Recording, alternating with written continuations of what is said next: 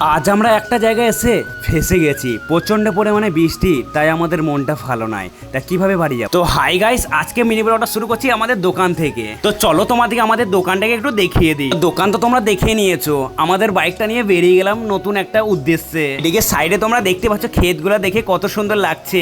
আর আজকে আমরা বেরিয়েছি রোদের তাপে। তো তোমরা তো দেখে বুঝতে পারছো, নতুন করে বলার কিচ্ছু নাই। তো চোখে মুখে এত রোদ লাগছে, জাস্ট তোমাদেরকে কি বলবো। আর এদিকে সূর্যের তাপ দেখতেই পাচ্ছ, আর এদিকে ক্ষেত দেখো কত সুন্দর লাগছে। তোমরা কমেন্টে জানাও। এখানটা আসা সেখানটা আমরা চলে এসেছি, দেখতে পাচ্ছ ব্রিজে কত বান।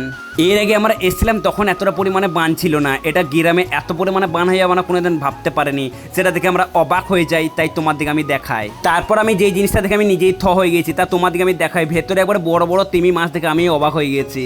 তারপর আর বলো না গাইস, বদ করে বৃষ্টি পড়তে লাগলো। আর এই বৃষ্টিতে আমরা সবাই মিলে আটকে গেলাম। এবার আমরা কখন বাড়ি যাবো সেটা দেখতে হলে নেক্সট মিনি ব্লগটা দেখো। তো চলো বাই।